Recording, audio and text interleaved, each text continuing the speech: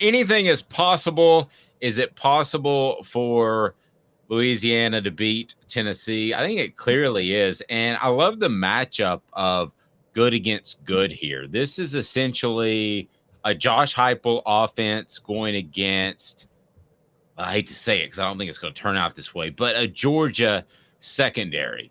This is good against good. This is Tennessee being very good defensively on the perimeter.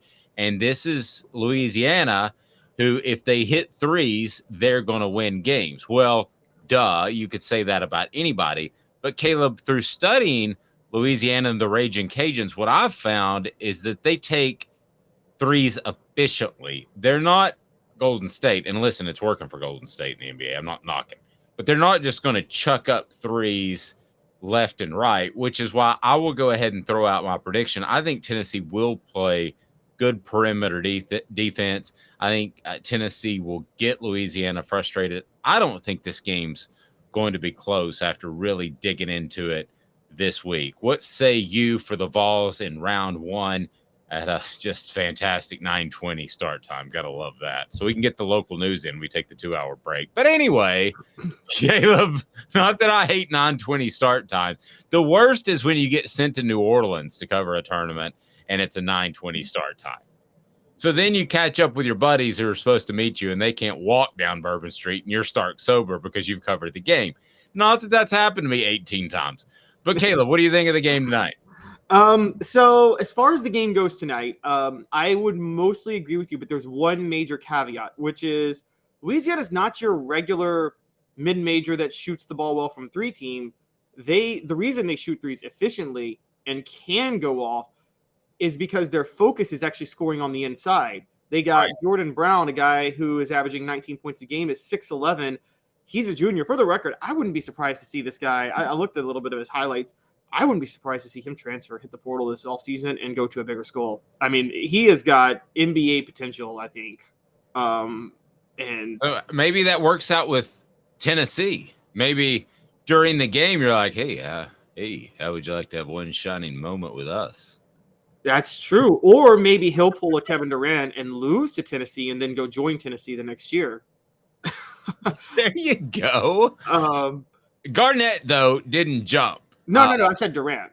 Oh, Durant. Durant literally blew a 3-1 series lead to Golden State and then goes and joins them the next year in one of the weakest moves in sports history. I agree with that. But if I'm Tennessee, I am dropping in some, hey there. I mean, he is the type of player, I noticed that too.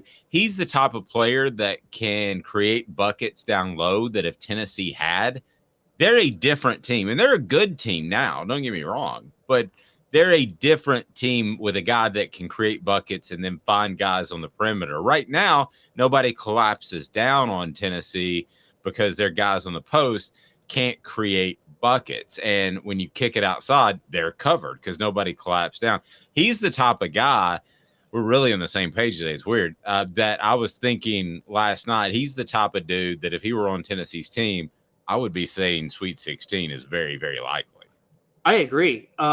This is where the key for Tennessee is going to be Jonas Adu tonight. The disappointment for Tennessee, I think it's fair at this point to say Uros Plavsic is a disappointment. He is in his third year. He's a 7-footer. You always want one 7-footer that can really be that force inside, and he's never turned into that. So Olivier Nkamhoua has had to do a lot of the work, and Olivier's a stretch 4. So they're going to have more trouble defensively tonight than you might think because Louisiana can play a full-on inside-out game. And by the way, Louisiana has another forward who is 6'7", averaging 11 and 7.5 rebounds. Now, 6'7" in the NBA is not a thing in the post. It is a thing in college. In college, 6'7" can make you a big force down low. Tennessee's going to have their hands full because Louisiana plays a true inside-out game. They're almost like Arizona, but at a smaller level. If that makes sense. And I like it. Yeah, and I think that could give Tennessee some trouble. The key for them is they need Adu to get in there and deny the paint as much as possible. I think Adu's defense is going to be the key for them to try to win this game.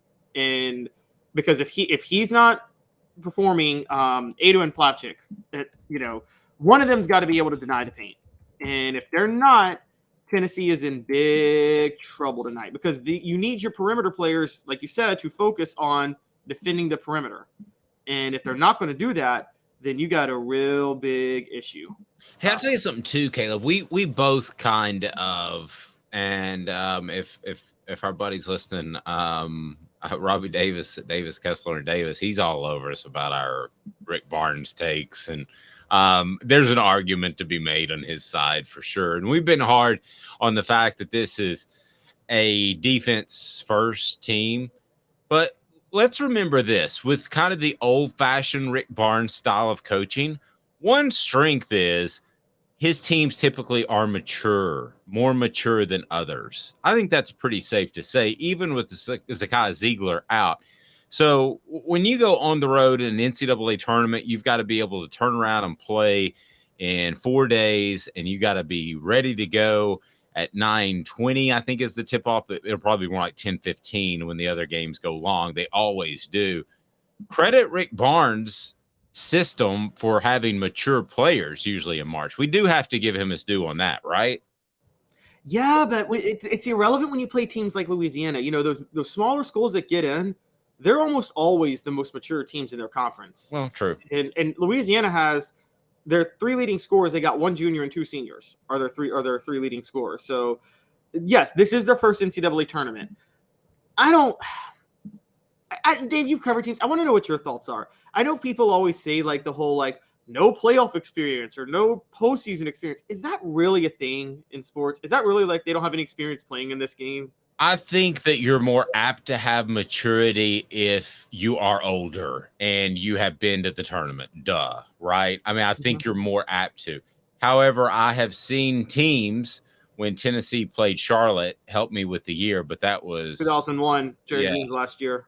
Yeah, I mean, that was Tony Harris. That was a loaded team. I think Ron was on that team too. Ron Slade is going to join us. That was a team that I thought was a little immature. So they may have been experienced, but they were immature. And when they went up to Dayton and didn't get the seed they wanted, I kind of felt like it was bleh.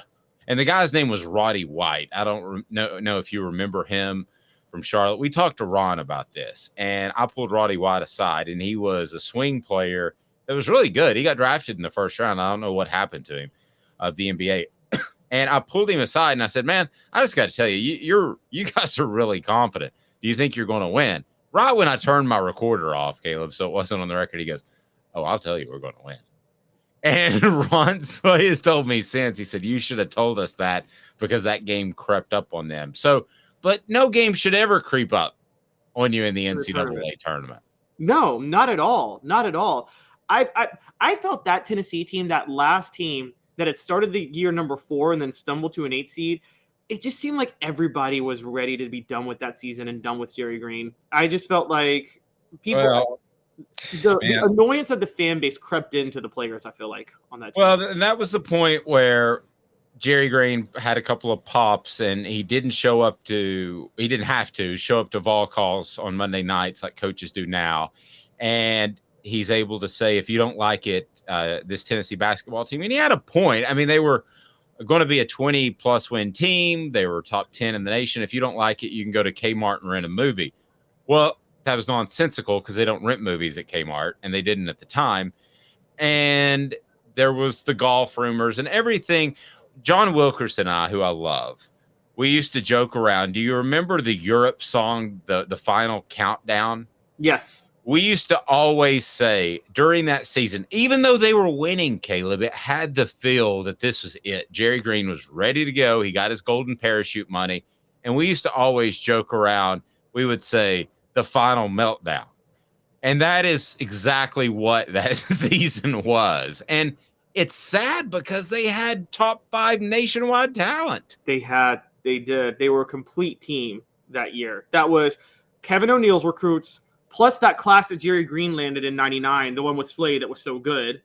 And that combination, they were both that was a fully experienced team that should have gone way further. Sidebar, because we've had him on, I think you've interviewed him before. He covers LSU now, Ron Higgins. Love Ron Higgins. So he wrote for the Commercial Appeal for about 29 years. Yep. And we sat next to each other in the press box every week. Okay, so there's an article from 2007 you should read. I don't know how true this is, but you brought up Tony Harris.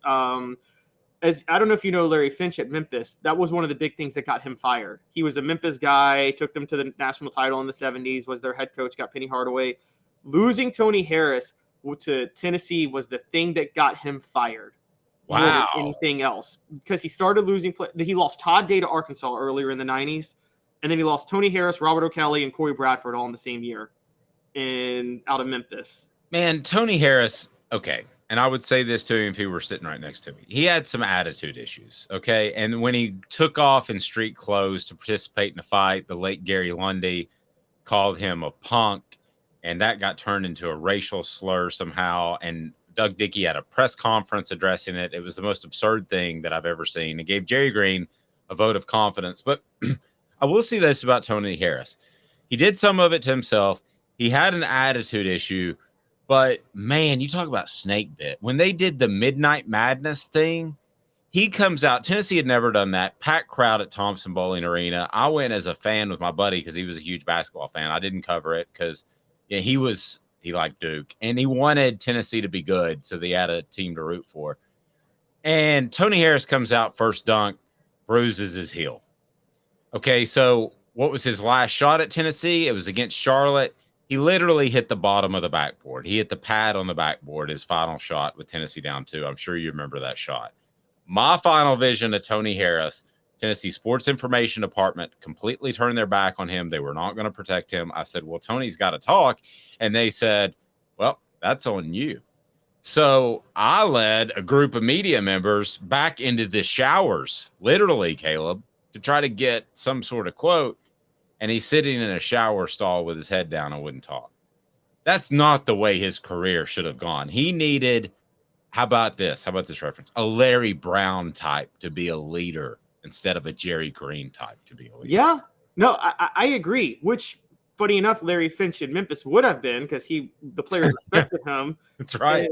And I would just say it. The Higgins article I was going to quote, there was a 2007 article he wrote on Finch. And apparently because Finch took over for Dana Kirk, and Dana Kirk had a bunch of recruiting issues at Memphis in the 80s, so Finch refused to pay or cheat or do any of that. There's a quote from a source close to Finch in that article that basically says Finch was losing players because some of them were coming to him, and they said a particular school in the Mid-South, a particular SEC school in the Mid-South, came to Finch, a player who committed there came to Finch and basically said there was all but an offer sheet from them.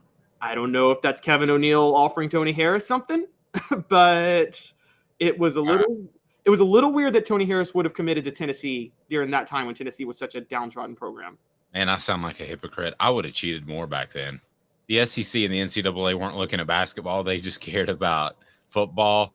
You could have cheated left and right. Oh, I agree. And that's why isn't it weird to you that Kevin O'Neal got that huge, amazing recruiting class in 97? Because playing slow ball, yes. Playing slow ball and Tennessee having not having had a winning record in 10 years at the time. And you get this recruiting class with like Isaiah Victor and Tony Harris. No, not Isaiah Victor. Was it Charles Hathaway or CJ Black? Yeah, had Hathaway, yes. Yeah. Tony Harris, a couple other guys. I mean, just a little weird. Very weird.